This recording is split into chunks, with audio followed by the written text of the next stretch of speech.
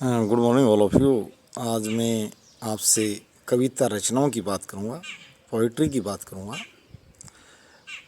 तो विशेष रूप से जो हिंदी में शोधार्थी भी हैं, बड़ी संख्या में जो राजकीय सेवा में जो लोग नहीं हैं और हिंदी से जो स्नातकोत्तर 55% अंकों के साथ हैं, मैं आज चैनल के माध्यम से उन भाइयों से विशेष रूप से आह्वान करता हूं, जो भी लोग स्नातकोत्तर 55% अंकों के साथ हैं, वो अभी शोध का क्षेत्र बड़ा व्यापक हो चला है। पहले हमारे यहाँ शोध करने के अवसर कम उपलब्ध थे, विश्वविद्यालय नामात्र संख्या में थे, परंतु आज ये स्थिति नहीं है। आज शोध को, रिसर्च को एक व्यापक अभियान के रूप में चलाया जाए। रिसर्च समाज और राष्ट्र विश्व को मजबूती प्रदान करता है, खुद को भी आत्म सुख मिलता, आत्म पहचान मिलती है। और मैं थोड़ी सी हिंदी में भी बात करना चाहूँगा। हिंदी के शोधार्थियों को मेरी जो बात मैं कहता हूँ, कई बार जो दिमाग में आती है, उपजती है, वो मैं साझा कर लेता हूँ कि जितनी भी कविताएं लिखें कवि महोदय, कविताओं की रचना हमारे यहाँ जो आप देखते हो, मध्यकालीन युग में भी जब बात की जाए तो कविताओं का जो राज कवि थे, उनका जो लक्ष्य होता था वो आत्म सुख प्रदान करना था उनको, राजाओं को। और तो हम ऐसी कविताओं की रचना करें। आजकल एक जो नामात्र की जो कवि हैं, उनमें एक बड़ी भावना हो चली, वो राजनीतिक व्यंग्यात्मक कविताएं लिखने में ज़्यादा मस्त रहते हैं। नहीं, राजनीतिक विज्ञान वाले हैं उस क्षेत्र में काम करने के लिए। आप अपना विनोदी, उल्लासी और जो औजपूर्ण नैतिकता का निर्माण भी करने वाला, परंतु कविता का मुख्य लक्ष्य, जहाँ तक मेरा जो सुझाव है, वो यानी विनोदी, हास्य भाव बना रहना चाहिए। ऐसी कविताएं होनी चाहिए जो खुशी पैदा करें इस श्रोताओं में और शोध को भी बल मिले।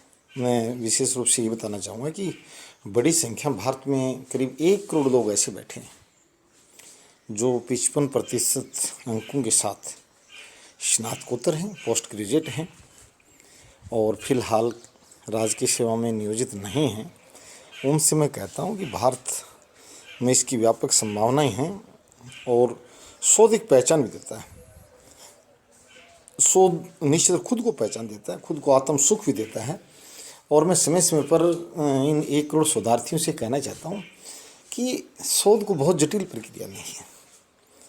5-7 अपने जो रिसर्च पेपर हैं, शोध पत्र हैं, उसकी भी ड्राफ्टिंग चैनल पर मैं डालूँगा, ला के शोधार्थियों के लिए, लिटरेचर के शोधार्थियों के लिए, राजनीति विज्ञान, लोक प्रशासन या सोशल साइंसेज में जो लोग करेंगे उनको। स्वयं मैंने देखा, जब कई रिसर्च पेपरों पर जो काम करने का अवसर मिला, रिसर्च पेपर का सबसे पहले आपको ड्राफ्टिंग आना चाहिए, कीवर्ड्स क्या क्या रखे जाएं, फिर इंट्रोडक्शन इंट्रोडक्शन के बाद में, और कंक्लूजन। यानी उसका ये भी हमें बताना पड़ेगा, जैसे हम कहानी में मोरल लिखते हैं कि इस रिसर्च पेपर का हमें क्या लाभ समाज को, विश्व को, मानव समुदाय को होगा, उस बात पर पहुंचना होता है। एक बार मुझे याद है, जब मैंने डिसआर्मामेंट या निशस्त्रीकरण के रिसर्च पेपर पर जब थोड़ा सा लिखा या पढ़ा, तो एक मानसिक बदलाव होता है आदमी के, शांति की तरफ प्रेरित होता है, हथियारों से नफरत होती है। यदि उस पेपर को, रिसर्च पेपर को, जो शोध करने वाले की बात तो छोड़ो, अगर को पढ़ भी लेगा और फिर उसको कोई ये कहे कि आपको हथियारों का लाइसेंस दिलवा दे, तो निश्चित रूप से उसका उत्तर नाम आएगा, नहीं भैया, हथियार अच्छी चीज़ नहीं है, मानव जाति का विनाश करता है। तो मैं विशेष रूप से कहूँगा, आप रिसर्च पेपर एक, जैसे हम ऐसे टाइप है जो अपनी नई नई बातें जो हम जोड़ते हैं, जो पहले नहीं जानी गई थी सभी को।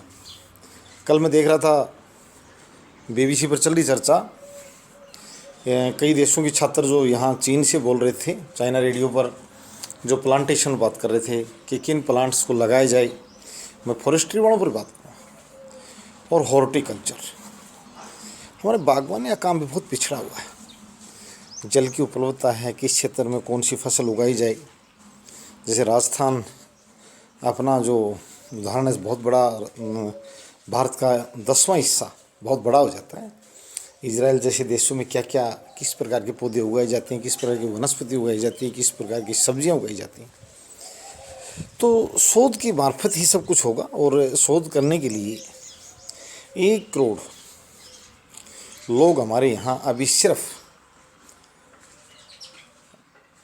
बस प्रेरणा के अभाव में बैठे हैं। तो मैं उन भाइयों से विशेष रूप से कहूँगा 55% वाले व्यक्ति शोध कर सकते हैं। आगे आगे तो शोध को बढ़ावा देगी सरकार, क्योंकि जुलाई 2021 से ये एक नोटिफिकेशन आ गया यूजीसी का कि महाविद्यालयों वही लोग पढ़ाए जाएंगे जो पीएचडी हैं, यानी कि मिनिमम क्वालिफिकेशन कर देगी। तो शोध को बल मिलेगा, शोध किया जाए, शोध का प्रचार प्रसार किया जाए। पर मैं आज हिंदी वाले शोधार्थियों के लिए विशेष रूप से एक अलग सी बात साझा कर रहा हूँ कि आप कविताएं लिखें, कविताएं खूब रचना करें और मध्यकाल के युग की तरह ज़्यादा आलोच्य भाव की व्यंग्यात्मक कविताएं नहीं लिखें, क्योंकि फ़िलहाल सबसे बड़ी जो आवश्यकता है वो इस समाज को खुशी की है। और खुशी टेक्नोलॉजी तो सुविधा दे सकती है, खुशी देने का काम हिंदी साहित्य कर सकता है, अंग्रेजी साहित्य कर सकता है। पोइट्री, कविता रचनाओं के द्वारा आप एक सूरदास, मीरा, कबीर के दोहे आज 500 वर्ष बाद के भी उच्चारित किए जाते हैं कि देखन मैं चला सबसे बुरा मैं निकला। वही बातें, ऐसी बातें हैं जो निश्चित रूप से हमें उत्साहित करती सोचने को और खुश रहने को। तो ज़्यादातर कविताएं जो हैं वो ज़्यादा से ज़्यादा बच्चों को, छोटे बच्चों को भी उनका उच्चारण करने में मज़ा आए, गाने में मज़ा आए और बार बार पढ़ने को मन करे, ऐसी कविताएं अपने शोध के विषय के रूप में ज़रूर किसी भी प्रत्यक्ष या अप्रत्यक्ष रूप में शामिल करें और विनोदी भाव वाली कविताओं की रचना को भारत में बल मिले। धन्यवाद।